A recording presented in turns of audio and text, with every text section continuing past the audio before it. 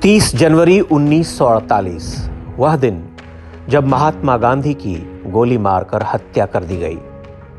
लेकिन इस घटना के बाद देश में जो कुछ हुआ था उसके बारे में आज भी बहुत कम लोग जानते हैं। जिन्हें अहिंसा का पुजारी कहा जाता है, उन्हीं गांधी जी के अनुयायियों ने तब खून का बदला खून से लिया था। स्वतंत्र भारत के इतिहास का यह वो अध्याय है जिसके बारे में लोगों को कभी जानने ही नहीं दिया गया।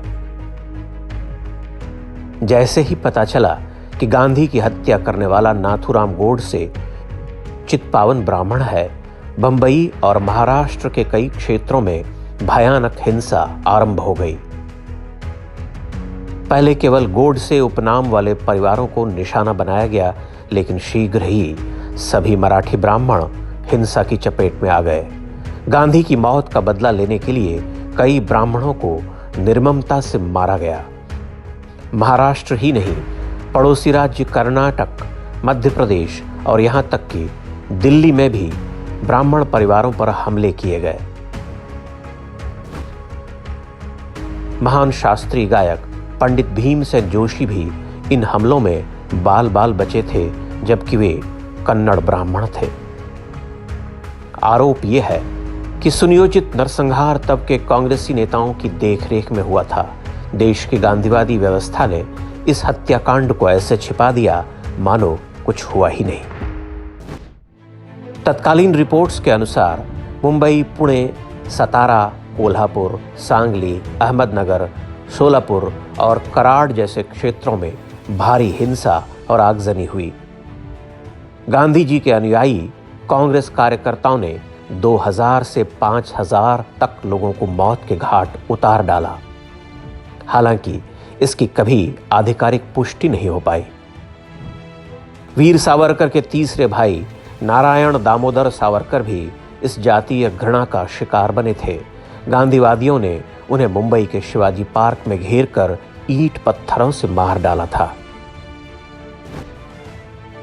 इतिहासकार विक्रम संपत ने सावरकर पर 2 भाग में लिखी पुस्तक में इस नरसंहार के बारे में कई तथ्य विस्तार से रखे हैं।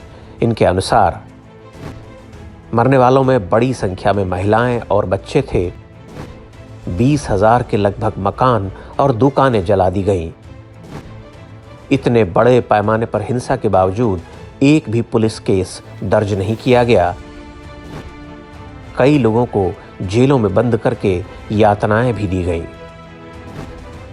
विक्रम संपत ने ब्राह्मण नरसंहार की तुलना वर्ष 1984 के सिख नरसंहार से की है, जब इंदिरा गांधी की हत्या के बाद दिल्ली के कांग्रेसी नेताओं ने निर्दोष सिखों से बदला लिया था।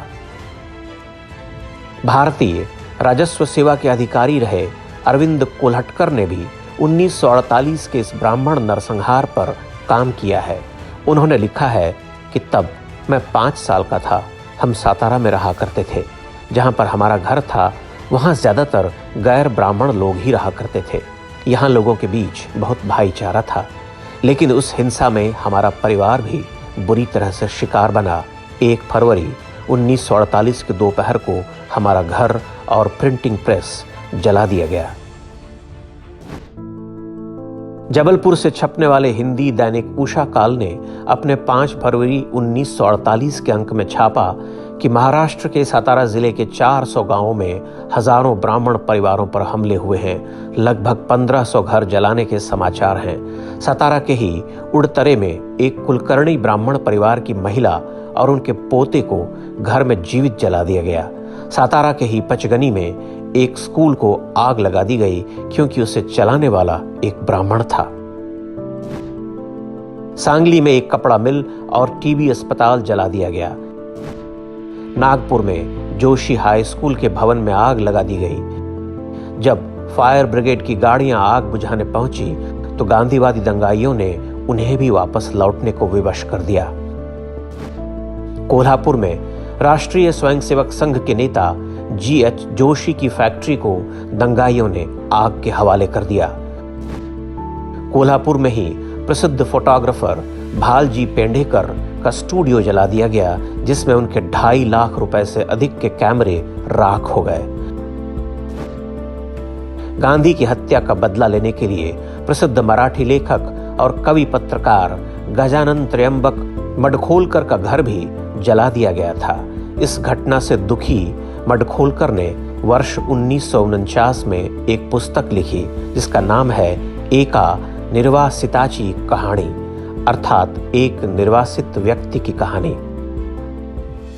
क्या बिना कांग्रेस के शीर्ष नेतृत्व की सहमति के इस तरह का जघन्य कांड संभव था? ये हिंसा किसी अचानक उपजे गुस्से का परिणाम नहीं, बल्कि एक सोची समझी कार्रवाई थी, ठीक उसी तरह जैसे मुस्लिम लीग ने डायरेक्ट एक्शन डे के नाम पर किया था। कांग्रेस चाहती थी कि उसकी विचारधारा को चुनौती देने वाली जाति को ही पूरी तरह से नष्ट कर दिया जाए। बताते हैं कि उन दिनों महाराष्ट्र का नेतृत्व पूरी तरह पंगु था और सड़कों पर कांग्रेस कार्यकर्ताओं का आतंक छाया हुआ था। कई लोगों को रास्तों में, होटलों में नाम पूछ पूछ कर मारा गया। कई ब्राह्मण परिवारों के घरों के दरवाजे बाहर से बंद करके आग लगा दी गई। 1 फरवरी 1948 के दिन ब्राह्मणों की आहुति से पूरा पुणे शहर जल रहा था। यह हत्याकांड 3 फरवरी तक जारी रहा। इसके बाद जाकर पुलिस की सहायता पहुंचनी शुरू हुई। घर बार छोड़कर भागे लोगों में इतना भय था कि कई लोग 5-6 महीने तक अपने घरों में नहीं लौटे। सबसे बड़ी बात यह कि इस नरसंहार की चर्चा न तो इतिहास की किताबों में कहीं मिलती है और न ही भारतीय मीडिया की रिपोर्ट्स में। तब भारत का मीडिया वही छापता था जो कांग्रेस के नेता चाहते थे। अधिकांश अखबारों के मालिक कांग्रेस के समर्थक हुआ करते थे। यह नृशंस हत्याकांड केवल कही सुनी बातों तक सिमट कर रह गया। धीरे धीरे ये बातें बताने वाले भी समाप्त हो गए। स्वतंत्र भारत के इस सबसे पहले नरसंहार की कहानी भुला दी गई। हालांकि कुछ विदेशी समाचार पत्रों ने इस नरसंहार की खबरें छापी थीं। अमेरिकी अखबार न्यूयॉर्क टाइम्स ने गांधी की हत्या के समाचार के साथ ही बॉम्बे में कई ब्राह्मणों के मारे जाने की जानकारी दी थी। उसमें यह भी बताया गया था कि हमलावर कांग्रेस पार्टी के कार्यकर्ता हैं। इसी तरह ब्रिटिश समाचार पत्र डेली एक्सप्रेस का यह मुख्य पृष्ठ देखिए, जिसमें गांधी की हत्या का बदला लिए जाने की बात प्रमुखता से प्रकाशित की गई थी। अमेरिकी लेखिका मॉरीन पैटरसन ने गांधी एंड गोडसे नाम से एक पुस्तक लिखी है। इसमें उन्होंने बताया है कि गांधी हत्या के 2 दशक बाद चित्पावन ब्राह्मणों के बारे में शोध के दौरान मैंने महाराष्ट्र पुलिस से 1948 की ब्राह्मण विरोधी हिंसा के अभिलेख मांगे तो मुझे इसकी अनुमति नहीं मिली। दिग्गज कांग्रेसी और मध्य प्रदेश के पूर्व मुख्यमंत्री द्वारका प्रसाद मिश्रा ने अपनी पुस्तक लिविंग एन एरा में लिखा है कि गांधी की हत्या के बाद दंगाइयों की भीड़ ने ब्राह्मणों के मकानों और दुकानों पर हमले शुरू कर दिए थे। ढेरों घर जला दिए गए। यहाँ तक कि ब्राह्मणों द्वारा चलाए जा रहे शिक्षण संस्थानों को भी नहीं छोड़ा गया। अधिकांश दंगाई कांग्रेस पार्टी के कार्यकर्ता और पदाधिकारी थे। ब्राह्मणों का यह हत्याकांड गांधी और गांधीवाद पर सबसे बड़ा प्रश्न चिन्ह है। यह घटना बताती है कि स्वयं को अहिंसावादी कहने वाले ये लोग वास्तव में कितने हिंसक और बर्बर हैं। कोई भी समाज जब अपने इतिहास को भूल जाता है तो वह उसे दोहराने के लिए अभिशप्त होता है। यही कारण था कि वर्ष 1984 में जब इंदिरा गांधी की हत्या हुई तब भी कांग्रेसियों ने वही किया जिसका अभ्यास उन्होंने 1948 में ही कर लिया था। एक समाज के रूप में यह हमारी विफलता है कि सिखों के खून से नहाई कांग्रेस पार्टी आज भी पंजाब में सिखों की राजनीति करती है। ब्राह्मणों का समूल नाश करने का प्रयास करने वाली उसी कांग्रेस पार्टी के नेता आज स्वयं को पंडित और जनेऊधारी बताते हैं।